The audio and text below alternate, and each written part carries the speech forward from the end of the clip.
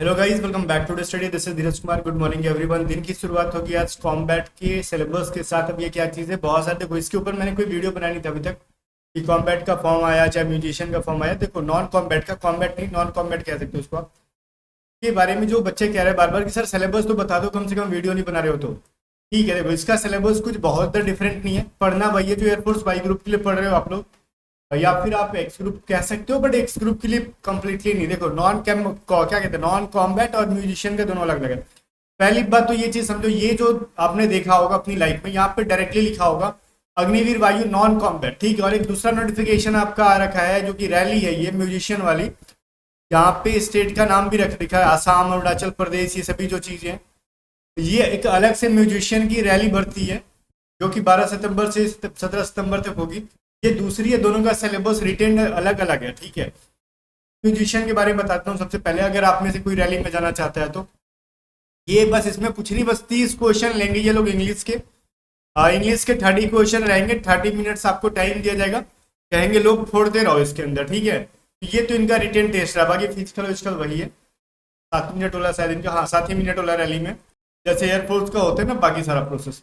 तो इस चीज को देखना आप, जो म्यूजिशियन रैली भरती है उसके बारे में कह रहा हूँ, लेकिन जो नॉन कॉम्बैट है ना, ये अलग है।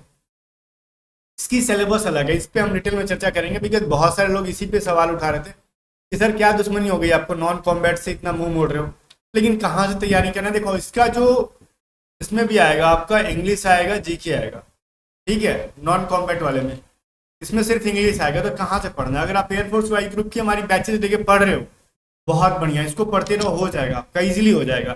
और हमारी जीके की जो पीडीएफ आएगी तो करंट अफेयर इसमें मिल ही जाएगी।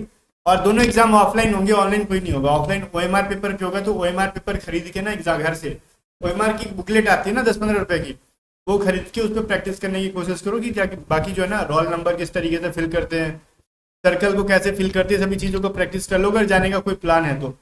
अदरवाइज अगर आप एयरफोर्स की तैयारी कर रहे हो, चाहे कॉम्बैट, नॉन कॉम्बैट, या फिर म्यूजिशियन, या फिर अग्निवीर के जो चल रहे हैं अभी हो, तो आप हमारी वाई ग्रुप के लिए, जिसको अदर देन साइंस कहते हैं, बेस्ट बैचेज है।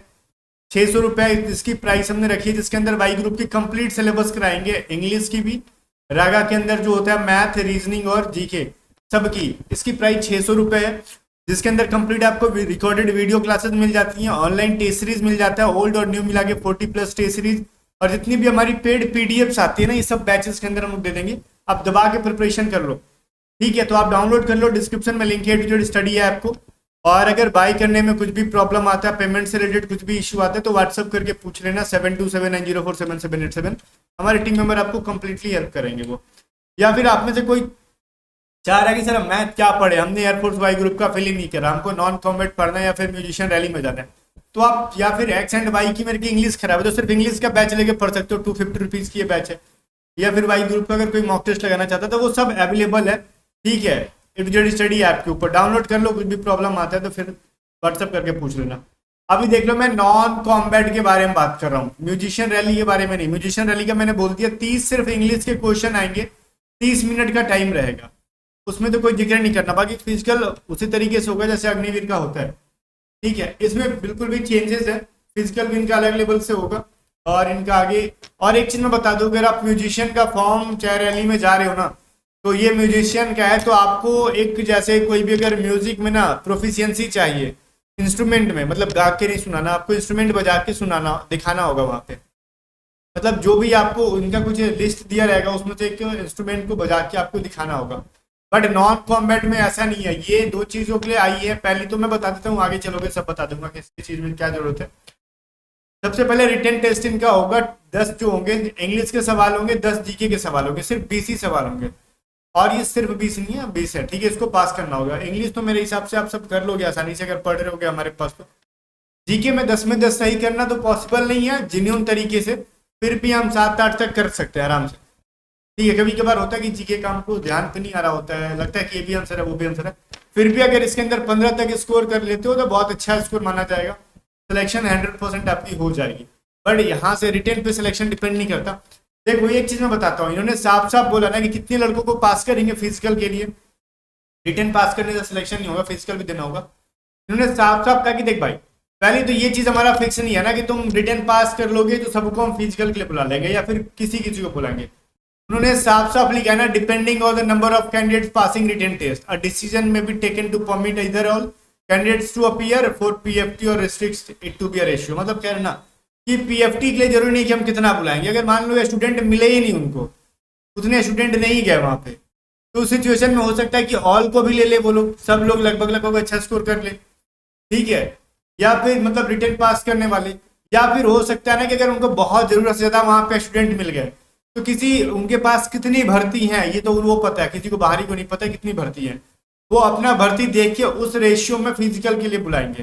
बात समझ में आ रहा है? तो इस चीज के टेंशन फ्री रहना कि हम पास होंगे कि नहीं, आप खाली रिटर्न में जान लगा दो, फिजिकल अगर तैयार है आपका तो सिलेक्शन हो जाएगा, ठीक है। बट फिजिकल हाइट आपका 152.5 cm है, लेकिन यहाँ पे जो फिजिकल का क्राइटेरिया थोड़ा डिफरेंट है, हर जगह दिया जाता है 1.6 किलोमीटर, पहले रहता था 6.5 मिनट में अग्निवीर में, अब दे दिया 7 मिनट में, लेकिन इसके अंदर नॉन कॉम्बैट में दे रखा है कि भैया हम 6.5 मिनट तुमको देंगे, लेकिन एक कंडीशन के साथ, अगर उनकी जो है अल्टीट्यूड है, वो एरिया जो है ना अल्टीट्यूड की, अगर बोल रहे कि अगर वो लोग वहां की हाइट डिपेंड करती है, अगर 5,000 फीट के अनुसार रही, वहां पे आपको कोई एडिशनल टाइम नहीं मिलेगा, 6.5 मिनट में रनिंग निकालनी होगी। अगर वहां की अल्टीट्यूड ऊंचाई जो है 5,001 से लेके 9,000 फीट के आसपास रहा, या फिर इनके बीच में रहा, तो 30 सेकेंड एक्स्ट्रा देंगे, मतलब 7 मिनट में आपकी रनिंग कराएंगे। या फिर अल्टीट्यूड अगर बहुत ज्यादा रह गया, 9,001 से लेके 12,000 फीट के आसपास अल्टीट्यूड रह गया वहां का, तो आपको 120 सेकेंड ज्यादा दे देंगे। कुल मिला के 120 सेकेंड बोले तो 2 मिनट ज्यादा, मतलब 8.5 मिनट में कहेंगे दौड़ो, बिकॉज डिपेंड करता है ना, ब्रीथिंग में प्रॉब्लम होता है हाई अल्टीट्यूड पे, बहुत सारी प्रॉब्लम्स होती हैं, तो डिपेंड करेगा कैसा एरिया है। अगर नॉर्मल एरिया रहा तो आपको 6.5 मिनट रह मिलेगा, और आपकी प्रिपरेशन यही होनी चाहिए कि 6.5 मिनट की रनिंग बना के जाए हम घर से, अगर आपको इसके अंदर अपियर होना है तो। बात समझ में आ गया? अब देखो फिजिकल पास यहीं पे रनिंग से नहीं हो जाओगे, फिजिकल के लिए PFT2 भी होना है, जिसमें कि पुशअप सिटअप्स और स्क्वाट्स होंगे, 1-1 मिनट का रहेगा, 10 पुशअप्स 10 सिटअप्स और 20 स्क्वाट्स, ये सब वो लोग डायरेक्शन दे देते हैं किस तरीके से करना है। और कह जा रहा है ना कि रनिंग जो होगा यहाँ पे, सुनो कह रहा है test will be conducted after 10 minute break on completion of run, मतलब जैसी रनिंग आपका हो जाएगा तो कम से कम 10 मिनट देंगे, मिनिमम 10 मिनट देंगे, लेकिन 10 मिनट से ज्यादा ही गैप मिल जाता है, टेंशन मत लेना। मेरे को पता है जहाँ तक वो आधा घंटा भी लग जाए, क्योंकि रनिंग कराने के बाद जो पास हुए हैं उसको एक साइड बैठाते हैं, फेल वाले को एक साइड बैठाते हैं, करते करते आराम से 20-25-30 मिनट मिल जाता है बैठने के लिए। उसके बाद 10 पुशअप कराएंगे, 10 पुशअप कराने के बाद ना 2 मिनट का ब्रेक देंगे आपको, ठीक है। कहेंगे ना कि अब चलो 10 सिटअप्स करो 1 मिनट में, 10 सिटअप्स करने के बाद फिर 2 मिनट का ब्रेक देंगे आपको, फिर कहेंगे 20 स्क्वाट्स करो 1 मिनट के अंदर, आसानी से कर लोगे प्रैक्टिस करोगे तो, ठीक है, इजी है तीनों के तीनों। इसके बाद आपको SST के लिए बुलाएंगे, मतलब स्ट्रीम सुटेबिलिटी टेस्ट। पहले होता था SRT सिचुएशन रिएक्शन टेस्ट, जिसको एडेप्टिविटी टेस्ट के अंदर डाला जाता था ना, ग्रुप डिस्कशन वगैरह, तो इसमें ग्रुप डिस्कशन नहीं है, SRT नहीं है, इसके अंदर SST है, जिसको लोग कह रहे हैं स्ट्रीम सुटेबिलिटी टेस्ट। इसके अंदर क्या होगा, मिनिमम आपको 50% मार्क्स लाने हैं, ठीक है, मतलब 30 नंबर का पेपर होगा, 15 नंबर लाना जरूरी है। अब कह रहा है इसमें देखो पहला क्या होगा ना, इसमें इसके अंदर कुछ कुछ चीजें कह रहा है, unwillingness to perform any of task in the stream will lead to disqualification of the candidate in SST। SST से आपको मतलब आप नहीं मतलब ले रहे हो उतना अच्छा, या फिर परफॉर्म ठीक नहीं कर रहे हो तो आपको फेल किया जाएगा। इसमें हॉस्पिटैलिटी क्या कहते हैं इसको, हॉस्पिटैलिटी मतलब क्या होता है, मेहमान नवाजी, आपको मेहमान नवाजी करने के लिए कुछ करेंगे कहेंगे वगैरह वगैरह चीजें, जैसे आपको ना वहां पे डिमोन्स्ट्रेट करके दिखाना है कुछ टास्क के बारे में, कैसा, कुकिंग के बारे में। जैसे कुकिंग में क्या करेंगे, कहेंगे मीट काट के दिखाओ, वेजिटेबल्स काट के दिखाओ, फिश हैंडलिंग मतलब फिश काट के दिखाओ, या फिर किचन के इक्विपमेंट्स को हैंडल करके दिखाओ, मतलब कुल मिला के प्रिपरेशन ऑफ डिशेस खाना बना के दिखाओ, क्योंकि हॉस्पिटैलिटी के अंदर वही हो गया ना आपका, कुकिंग से रिलेटेड है, ठीक है। इसके अलावा knowledge of sanitation and hygiene requirement of kitchen, मतलब डाइनिंग हॉल, मतलब किचन डाइनिंग हॉल बाकी रूम की जो है ना साफ सफाई से रिलेटेड है। उसके अलावा मतलब सैनिटेशन मतलब आप किचन है जहाँ पे, वो किचन की सफाई, और जहाँ पे खिलाई जाएगी उसकी सफाई तो ऑब्वियसली उन्हीं की जिम्मेवारी रहती है। यहाँ पे डिमोन्स्ट्रेट करके दिखाना होगा सर्व फूड वाटर बेवरेज, मतलब पेय पदार्थों पानी के बारे में, पानी और खाना परोस के दिखाना होगा वहाँ पे किस तरीके से परोसते हो, तो वो लोग एक बार हिंट दे सकते हैं, आपको वहाँ पर डायरेक्शन देंगे क्या करना है उसके अनुसार। तो जनरली ये सब लोग कर ही लोगे, अगर 12th पास हो तो खाना वाना बनाना सीख ही जाते हो। पर्सनल हाइजीन एंड अपीयरेंस और common knowledge of cooking appliance, मतलब वही है, मतलब फायर सेफ्टी से रिलेटेड आपको कॉमन नॉलेज चाहिए, तो हर कोई को होता है। हाउस कीपिंग के लिए क्या करना होगा, आपको घर और बाथरूम वाथरूम साफ करके दिखाना होगा। गार्डन के बाद मतलब गार्डन की जो ग्रास कटिंग और मतलब साफ सफाई करके दिखानी होगी। यही सब है, यहाँ पे आप पढ़ो, इसके अंदर इतना क्या डिटेल में जाना, आप समझ गए ना, ये आपका एसएसटी के अंदर आ जाएगा।